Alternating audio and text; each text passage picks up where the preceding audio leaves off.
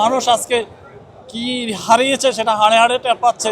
আজকে দেখেন ম্যাডামের মৃত্যুতে যেভাবে মানুষ আসতেছে, বাংলাদেশের প্রত্যেকটা অঞ্চল থেকে মানুষের ঢল নেমেছে ম্যাডামের জানাজাতে। ম্যাডামের এই যে রাজনৈতিক আদর্শ এবং রাষ্ট্র পরিচালনার যে আদর্শ, সেই কারণে ম্যাডাম একজন আপসীন দেশনেত্রী হয়েছেন। ম্যাডামের এই আদর্শকে, শহীদ প্রেসিডেন্ট জিয়াউর রহমানের এই আদর্শকে আমি মনে করবো আগামী রাষ্ট্রনায়ক জনাব তারেক রহমান সেটা প্রতিফলিত ঘটবে ওনার মাধ্যমে।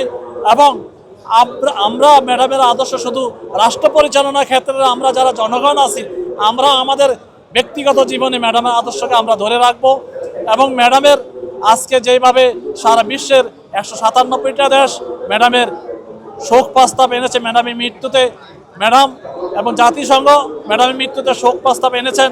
আমি মনে করব আগামী যে শান্তিতে নোবেল কমিটি ম্যাডামকে নির্বাচন করবেন। জাতিসংঘ ম্যাডামের শান্তিতে নোবেল পুরস্কার, অমরত্ব নোবেল পুরস্কারের জন্য নোবেল কমিটিতে জাতিসংঘ সুপারিশ করবেন।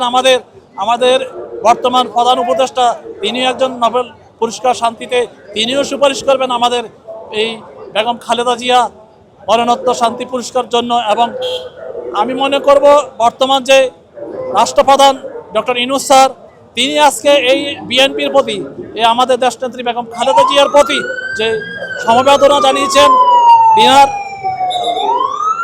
যে আজকের তিনার মৃত্যুতে যেভাবে রাষ্ট্রীয় শোক প্রস্তাব এনেছেন এবং একদিনের আজকের দিনে তিনি সাধারণ ছুটি ঘোষণা করেছেন, তিনার প্রতি আমরা জাতীয়তাবাদী দলের পক্ষ থেকে কৃতজ্ঞতা প্রকাশ করছি।